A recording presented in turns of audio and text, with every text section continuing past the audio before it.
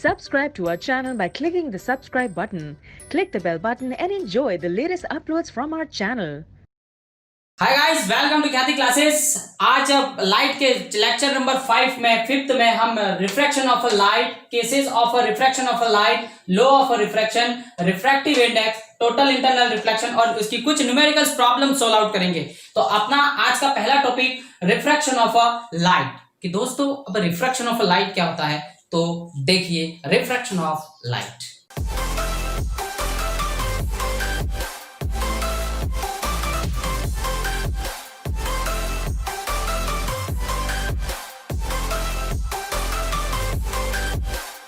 देखते हैं refraction of a light होता क्या है कि the phenomenon of a change in a path of a light as its goes from one medium to another medium is called refraction. दोस्तों आप इस डेफिनेशन से कुछ समझे, क्या कहने की कोशिश कर रहा है ये कि the phenomenon of a change in a path of a light as its goes from one medium to another medium is called refraction. यानी कि दोस्तों अगर एक कोई light one medium to another medium में ट्रैवल करती है तो उसका पाथ चेंज हो जाता है। दोस्तों क्या हो जाता है, उसका पाथ चेंज हो जाता है। अगर कोई rays one medium to another medium में ट्रैवल करती है तो उसका पाथ चेंज हो जाता है। इसी फिनोमिनन को, इसी घटना को हम रिफ्रैक्शन कहते हैं। दोस्तों क्या कहते हैं, रिफ्रैक्शन ऑफ लाइट कहते हैं।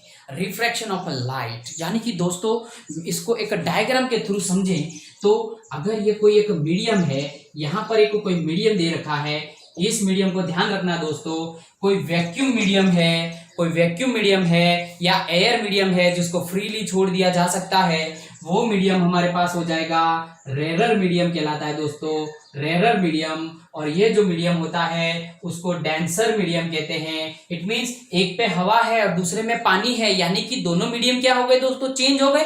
ये वन मीडियम हो गया या अनदर मीडियम हो गया। दोस्तों यहां पर देखना दोस्तों, एक रेस को मैंने इसके ऊपर इंसिडेंट करवाया, जैसे ही मैंने इसके रेस को इसके ऊपर इंसिडेंट करवाया तो वाकई में तो ये कहां से जानी चाहिए थी, इस तरीके से सेम टू सेम उस पाथ से, लेकिन ये अपने पाथ से क्या हो जाती है, थोड़ी सी बैंड हो जाती है, अपना पाथ चेंज कर देती है। इस पर फोकस करना दोस्तों, change in a path of a light.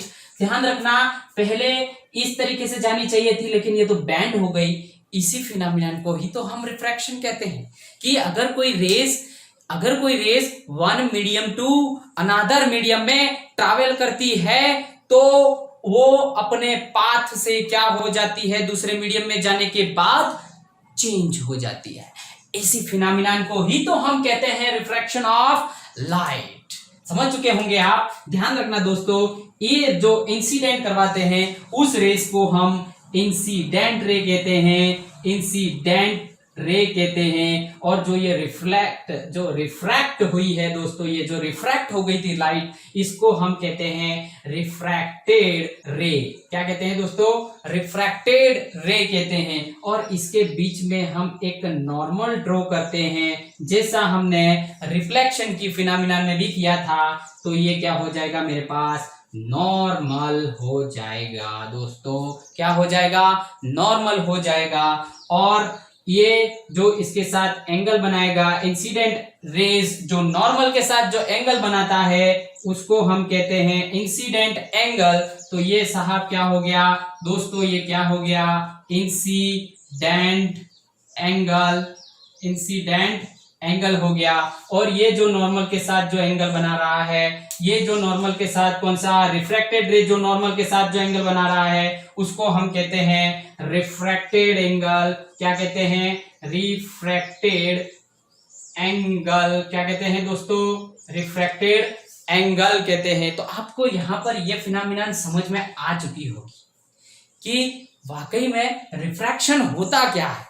तो एक बार वापस बता रहा हूं मैं, अगर कोई rays one medium to another medium में ट्रैवल करती है, अगर कोई rays one medium to another medium में ट्रैवल करती है तो वह दूसरे मीडियम में जाने के बाद या अनदर मीडियम में जाने के बाद अपनी जो रेज का, अपनी लाइट का, अपने जाने का जो पाथ है उस पाथ को क्या कर देती है, चेंज कर देती है। इसी घटना को, इसी फिनोमिनन को हम रिफ्रैक्शन ऑफ लाइट कहते हैं दोस्तों। अब देखेंगे किसके कुछ केसेस कि अगर सर ये तो आपने रेयर टू डेंसर में पास आउट करवाई, अगर डेंसर टू रेयर में गई तब क्या होगा, और जब रेयर टू डेंसर में हुई तब क्या होगा। तो इसकी कुछ केसेस हैं, उन केसेस को अपन देखेंगे।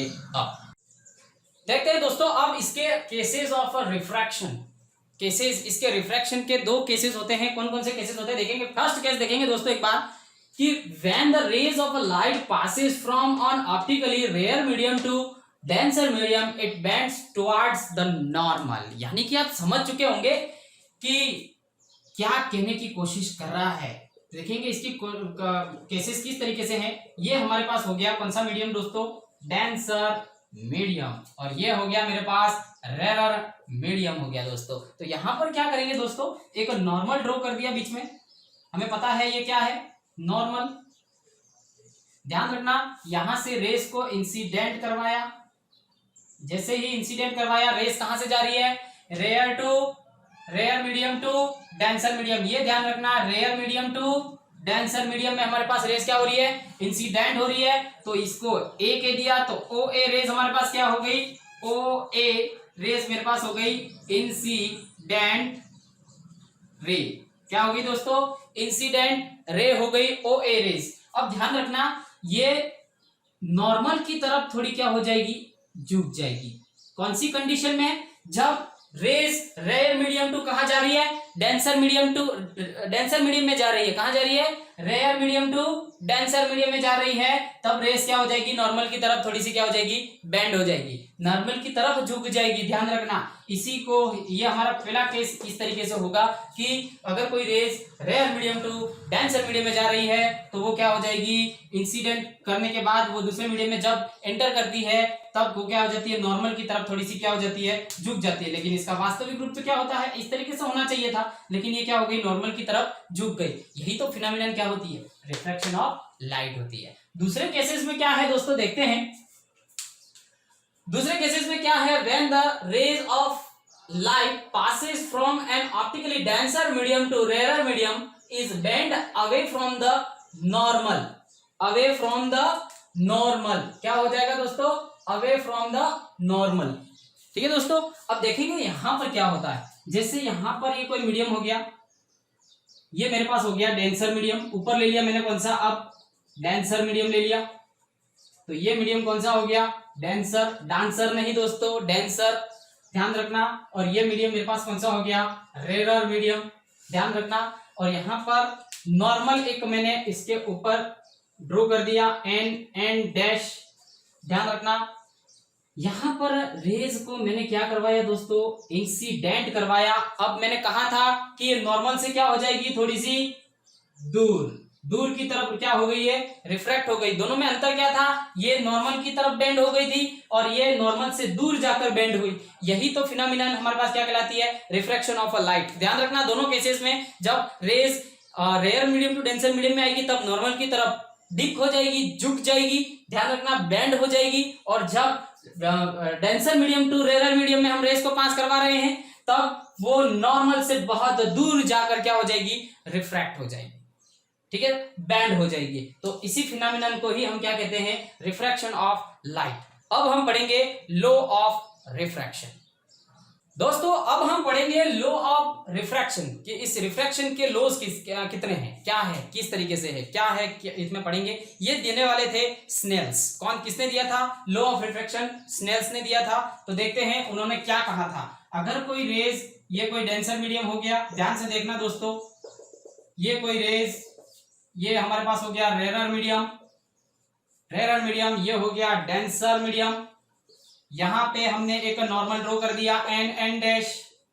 ठीक है दोस्तों, तो यहां पर मैंने कहा था फर्स्ट वाला केस या सेकंड वाला केस, जो भी केस अपन अप्लाई करें, लेकिन अपन फर्स्ट वाला केस अप्लाई कर रहे हैं। जब रेज कहां से इंटर होंगी, rare medium to denser medium, तब क्या होगा देखते हैं। यहां पर रेज इंसिडेंट करवाई, मैंने अभी बताया था जब रेज इंसिडेंट होती है, ये ए के दिया, ओ के दिया। अब देखेंगे जब रेज इंसिडेंट होगी तब रेयर टू डेंसर में जा रही है, ट्रैवल कर रही है, तब वो नॉर्मल की तरफ क्या हो जाएगी, डिप हो जाएगी, बेंड हो जाएगी। तो ये नॉर्मल की तरफ क्या हो गई, बेंड हो गई। तो ये रेज हमारे पास कौन सी कहलाई? Refracted rays. ये हमारे पास कौन सी कहलाई? Incident ray. कौन सी रे कहलाई? Incident ray. ये क्या हो गया? नॉर्मल। ध्यान रखना इन दोनों के बीच में एंगल मैंने अभी बताया था, इंसिडेंट एंगल कौन सा होता है? Incident angle. इंसिडेंट एंगल हो गया जो नॉर्मल के साथ रिफ्रैक्टेड रे जो एंगल बनाती है उसको आर से डिनोट करते हैं और इसी को कहते हैं रिफ्रैक्टेड एंगल। रिफ्रैक्टेड एंगल कहते हैं। तो स्नेल्स ने क्या कहा था उसको देख लेते हैं। स्नेल्स ने कहा था दोस्तों, मैं यहां पर इसके दोनों लो लिख रहा हूं। फर्स्ट लो, ध्यान से सुनना, कि incident rays, refracted rays, normal lie on same point. Incident rays, reflected rays and normal lie on same point. ठीक है दोस्तों, तो क्या हो जाएगा? Incident rays, normal and refracted rays lie on same point. First law पता चल गया दोस्तों आपको कि क्या कह रहा था? Incident rays, normal, refracted rays lie on same point. Second law में क्या कहा था इन्होंने? एंगलों पे बात करी थी। रिफ्लेक्टेड, जब रिफ्लेक्टेड का लो लिखा था तब angle incident is equal to reflected angle, दोनों क्या थे? बराबर थे। लेकिन यहां पर कुछ चेंज है, ध्यान रखना दोस्तों। तो दूसरा क्या कहा था इन्होंने? The ratio of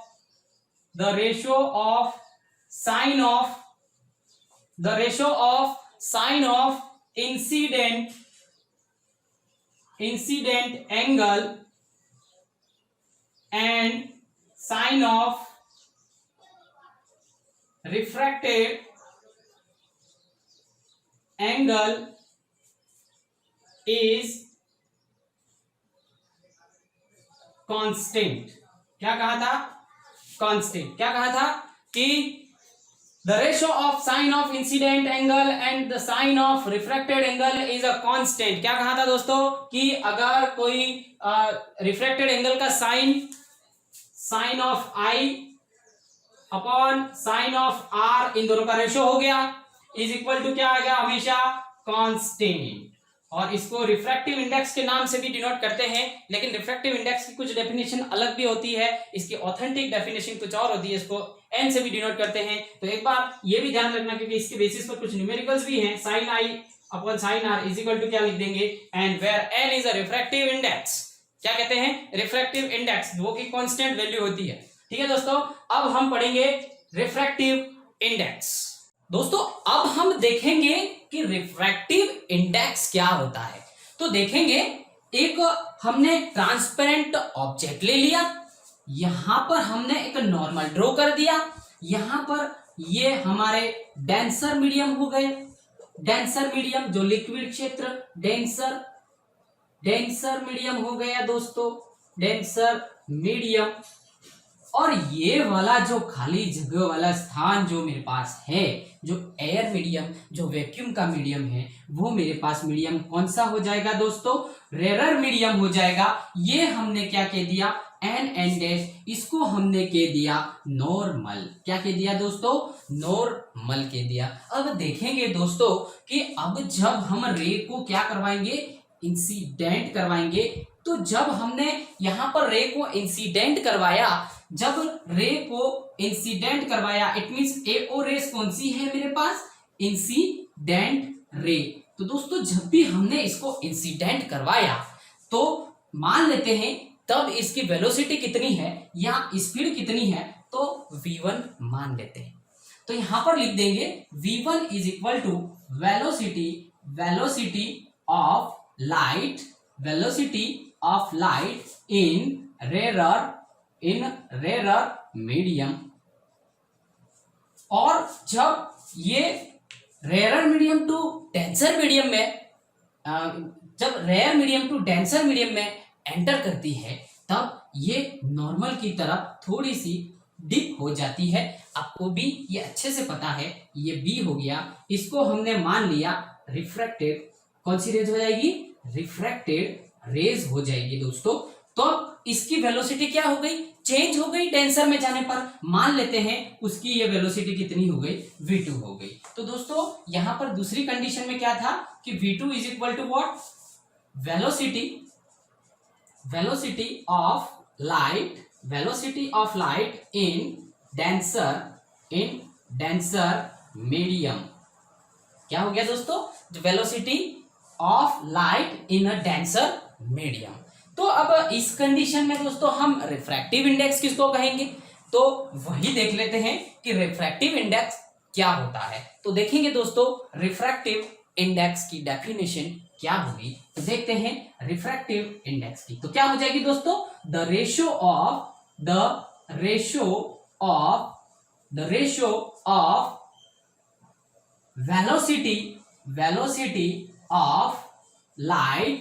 velocity of light in rarer medium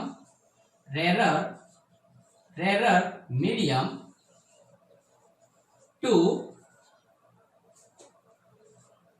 velocity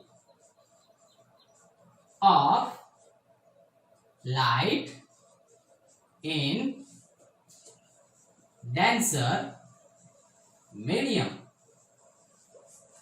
तो आपको अच्छे से पता चल गया होगा दोस्तों कि the ratio of velocity of light in a rare medium to velocity of light in a denser medium.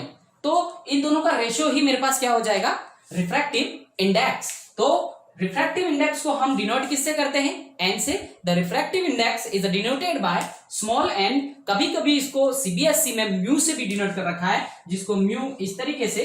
तो ध्यान रखना आरबीएससी में हमारे n से डिनोट कर रखा है। तो n इक्वल्स टू क्या आ जाएगा दोस्तों, v1 बाय v2। क्या आ जाएगा, v1 बाय v2। तो हमारे पास रिफ्रैक्टिव इंडेक्स के लिए क्या आ गया, the ratio of velocity of a light in a rare medium to velocity of light in denser medium, that is the known as what, refractive index. तो refractive index क्या हो गया दोस्तों, आपको अच्छे से पता चल भी गया। एक स्नेल्स का सेकंड लॉ देख लें। स्नेल का सेकंड लॉ हमने लिखा था साइन आई अपॉन में साइन आर, और वहां पर आ गया था कांस्टेंट। तो कांस्टेंट आ गया, वहां पर भी हम ये चीज लिख सकते हैं। तो क्या आ जाएगा, साइन आई अपॉन में sine r is equal to v1 by v2। तो आपको अच्छे से पता चल गया होगा कि यहां पर क्या कह रखा है क्या नहीं। तो यही होता है हमारे पास refractive index. Absolute refractive index को पढ़ने से पहले दोस्तों मैं आपको एक चीज बता देता हूं कि इसके दो केसेस बनते हैं रिफ्रैक्टिव इंडेक्स के। किस तरीके से, अगर कोई rays rare medium to denser medium में है या denser medium to rare medium में है, तब उन दोनों के केसेस में रिफ्रैक्टिव इंडेक्स क्या होगा। जैसे मुझे रेयर मीडियम का रिफ्रैक्टिव इंडेक्स निकालना है, किसके रेस्पेक्ट में, डेंसर मीडियम के रेस्पेक्ट में निकालना है, तब उसका रिफ्रैक्टिव इंडेक्स क्या होगा। जब मुझे डेंसर मीडियम का रिफ्रैक्टिव इंडेक्स निकालना है और वो रेयर मीडियम के रेस्पेक्ट में निकालना है, तब उसका रिफ्रैक्टिव इंडेक्स क्या होगा। तो उसको भी देख लेते हैं। तो देखेंगे कि जैसे मैं यहाँ पर एक डायग्राम बना के समझाऊं आपको। यहाँ पर ये डेंसर मीडियम हो गया, डेंसर मीडियम मान लेते हैं, इसका रिफ्रैक्टिव इंडेक्स n1, और ये क्या हो गया n2, ये हो गया रेयर मीडियम, ये n1 हो गया n2 हो गया। इसकी वेलोसिटी v1 है, इसकी वेलोसिटी कितनी है v2 मान ली, और यहाँ पर एक नॉर्मल ड्रॉ किया, वही प्रोसेस जो पहले वाली प्रोसेस, यहाँ पर बेंड हो जाएगी। आपको अच्छे से पता चल गया है। ये चीज बार बार बता रहा हूं मैं दोस्तों, ध्यान रखना सारा गेम इस डायग्राम पर ही है। डायग्राम अगर आपको समझ में आ जाता है तो सारी चीजें क्लियर हो जाती हैं। तो वही चीज बता रहा हूं मैं कि अगर मुझे इसका रेयर मीडियम का डेंसर मीडियम के रेस्पेक्ट में मुझे रिफ्रैक्टिव इंडेक्स निकालना है, तो यहाँ पर लिखता हूं मैं फर्स्ट कंडीशन में हमारे पास refractive index of rare medium with respect to denser medium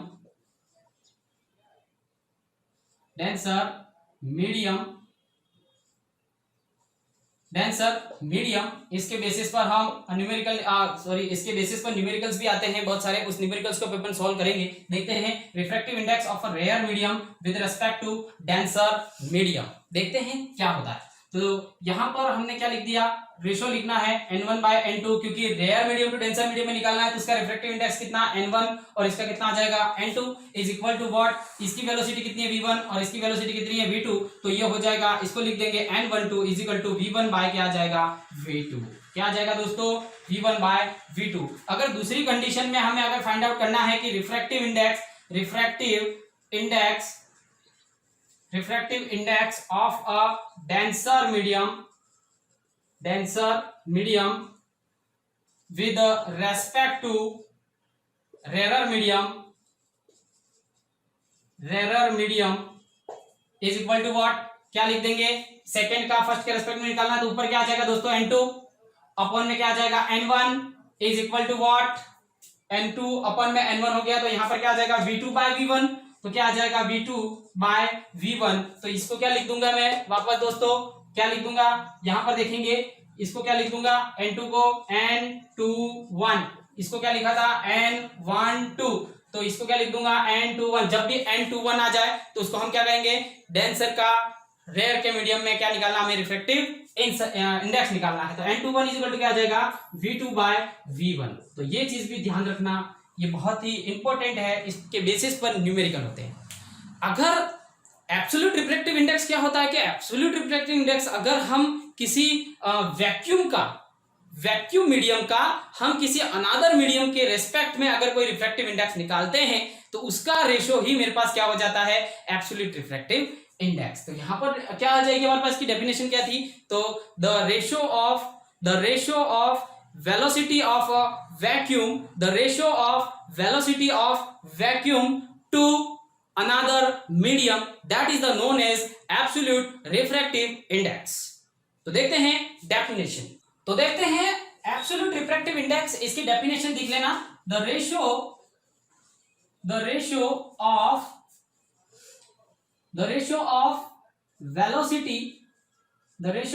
velocity of light in a vacuum to velocity of light in other medium क्या बोला, देखे दोस्तों एक बार, the ratio of velocity of light in a vacuum यानी air, खुली जगह पर, ध्यान रखना जहां पर एयर प्रेजेंस हो, to velocity of light in another medium, जहां पर एयर के अलावा कोई मीडियम हो, उनके रेस्पेक्ट में जो भी हम रिफ्रैक्टिव इंडेक्स निकालते हैं वो रिफ्रैक्टिव इंडेक्स हमारे पास क्या हो जाता है, एब्सोल्यूट रिफ्रैक्टिव इंडेक्स। तो refractive index n is equal to क्या आ जाएगा, absolute refractive index n is equal to आ जाएगा, n इज इक्वल टू क्या आ जाएगा, velocity of light in vacuum upon velocity of light in medium। तो क्या आ जाएगा दोस्तों, जब वेलोसिटी ऑफ लाइट जब एयर मीडियम में होती है तो उसको अपन किससे डिनोट करते हैं, c से, अपन ने इसका वेलोसिटी मान ली किसकी, v, तो यहां पर लिख देंगे c is equal to velocity of light in vacuum, और यहां पर लिख देंगे v, velocity of light in medium. ध्यान रखना c की वैल्यू जो होती है वो होती है दोस्तों कितनी, 3 × 10⁸ मीटर पर सेकेंड। ध्यान रखना एयर मीडियम में जब वैक्यूम में होगा तब लाइट की जो वेलोसिटी होगी वो कितनी होगी, 3 × 10⁸ मीटर पर सेकेंड। तो आपको अच्छे से पता चल गया होगा। तो यहां पर n की वैल्यू क्या आ जाएगी, n is equal to 3 × 10⁸ metre per second upon में कितना आ जाएगा v, और ये हमारे पास क्या हो जाता है, एब्सोल्यूट रिफ्रैक्टिव इंडेक्स। क्या हो जाता है दोस्तों, एब्सोल्यूट रिफ्रैक्टिव इंडेक्स। अब इसके बेसिस पर कुछ न्यूमेरिकल्स करेंगे, देखते हैं इसके न्यूमेरिकल। तो आइए जुड़े, पेन कॉपी अपने साथ में रखें और नोट्स को उतारें, और नोट्स को उतारने के बाद जैसे ही इसके न्यूमेरिकल्स पोर्शन आता है तब उसको देखें, देखने के बाद ही उसको उतारें। पहले समझने की कोशिश करें, फिर अपने नोटबुक में इसको उतारने की कोशिश करें। तो देखते हैं आगे इसके कुछ numerical.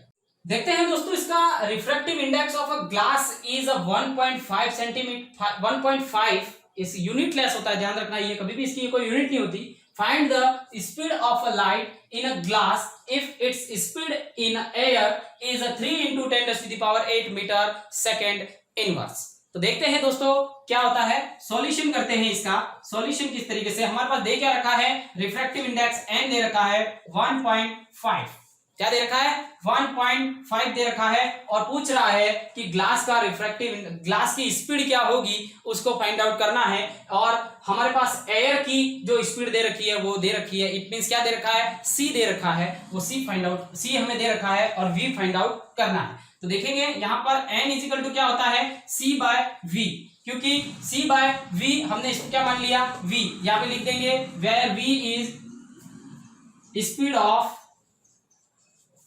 Speed of light in medium, ध्यान रखना, और c क्या है वो दे रखा है। तो n इजिकल टू कितना आ जाएगा, c कितना है 3 × 10⁸, अपॉन में v कितना है वो मुझे नहीं पता है, वो मुझे फाइंड आउट करना है। तो देखेंगे दोस्तों n इजिकल टू कितना जगह, n की वैल्यू दे रखी है 1.5 इजिकल टू 3 × 10⁸/v। तो v की वैल्यू निकालनी है, v को यहां पर ट्रांसफर कर देंगे, 1.5 को नीचे ले आएंगे, क्रॉस मल्टीप्लिकेशन करवाएंगे, तो v का मल्टीप्लाई ऊपर, तो v इजिकल टू 3 × 10⁻⁸/1.5। ठीक है दोस्तों, आगे की तरफ बात करेंगे, v की वैल्यू निकालेंगे, v इजिकल टू 3 × 10⁸, ध्यान से सुनना, पॉइंट हटा, ऊपर कितना 10, कितना हो जाएगा 10 हो जाएगा, इंटू कितना हो जाएगा 10, और नीचे कितना हो जाएगा 15, तो कितना हो जाएगा 3 × 1 = 3, और ये कितने टाइम्स हो जाएगा 5 टाइम्स, क्योंकि 3 × 5 कितना होता है, 3 की टेबल देखेंगे, 3 की टेबल 3, 6, 9, 12 और 15, कितने टाइम्स 1, 2, 3, 4 और 5, कितने टाइम्स आ रहा है 5 टाइम्स। तो 5 टाइम्स हमने इसको क्या कर दिया, काट दिया। ठीक है, अब देखेंगे 5 × 1 = 5 और 5 × 2 = 10, तो आंसर कितना आ गया, v इजिकल टू कितना आ जाएगा 2 × 10⁸ मीटर सेकेंड इनवर्स, क्योंकि स्पीड की यूनिट क्या होती है, मीटर सेकेंड इनवर्स। तो आपको अच्छे से पता चल गया होगा कि न्यूमेरिकल किस तरीके से किया। एक बार वापस देख लें, refractive index of a glass is 1.5, find the speed of a light in a glass if its speed in air is 3 × 10⁸ metre second inverse, ऐसा दे रखा है। सेकंड इनवर्स है, इसको अपन इस तरीके से भी लिख सकते हैं, मीटर/सेकंड लिखो, ये ऊपर आएगा, मीटर सेकंड इनवर्स भी लिख सकते हैं। तो देखेंगे कि n दे रखा है, रिफ्रैक्टिव इंडेक्स दे रखा है 1.5, n इक्वल टू होता है c/v, क्योंकि c क्या है, एयर मीडियम में इसकी स्पीड है c, और मीडियम में हमने मान ली इसकी कितनी v, तो n इक्वल टू कितना आ जाएगा 3 × 10⁸, जो कि दे रखा है, नहीं दे रखा होता फिर भी हमें पता है कि एयर मीडियम में इसकी स्पीड कितनी होती है, अपॉन v, कभी कभी क्वेश्चंस में नहीं दे रखता है तो हमें पता होना चाहिए। तो 1.5 अपन में 1 इक्वल टू 3 × 10⁸, अपन में v, तो v को ऊपर ले गए, 1.5 को नीचे ले आए, v इक्वल टू 3 × 10⁸, अपन में 1.5 को पॉइंट हटाया, एक डिजिट के बाद पॉइंट है तो ऊपर कितना आ जाएगा 10, अगर 2 डिजिट के बाद पॉइंट होता तो ऊपर कितना आ जाता 100, अगर 3 डिजिट के बाद पॉइंट होता तो ऊपर कितना आ जाता 100, 1000 आ जाता। तो ध्यान रखना यहाँ पर एक डिजिट के बाद पॉइंट है तो वो ऊपर कितना आ जाएगा 10। अब कितना आ जाएगा v इक्वल टू 3 × 10⁸ ×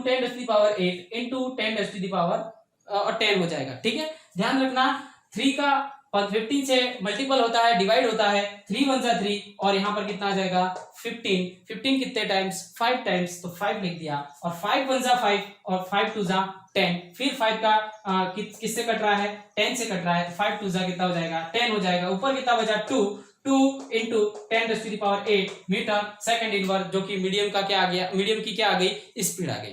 तो इस तरीके से हमको न्यूमेरिकल करने हैं, और किस तरीके से करने हैं क्या नहीं उसको आपको अच्छे से समझ में आ चुका है। ध्यान रखना यहाँ पर अभी तो वेलोसिटी मीडियम की पूछी थी, ठीक है, अगर वो यहाँ पर कोई मीडियम, दो अलग अलग मीडियम देकर, एयर नहीं देकर कुछ और दे दे तो उसकी वेलोसिटी दे दे, और दूसरे मीडियम की फाइंड आउट करने के लिए पूछ ले, और दोनों की स्पीड दे रखी हो और रिफ्रैक्टिव इंडेक्स फाइंड आउट करने के लिए पूछ ले, तो हमें ये आराम से कर सकते हैं। लेकिन इसके लिए हमारे पास रिफ्रैक्टिव इंडेक्स को हमें पता होना चाहिए कि क्या होता है। तो the ratio of speed of light in या velocity of a light in a rare medium to denser medium ये हमें पता होना चाहिए। n is equal to v1 by v2 where v is a speed of या velocity of light in a rare medium, v2 is equal to speed of a light या velocity of a light in a denser medium. आपको अच्छे से पता चल गया होगा कि ये न्यूमेरिकल किस तरीके से सॉल्व आउट होता है।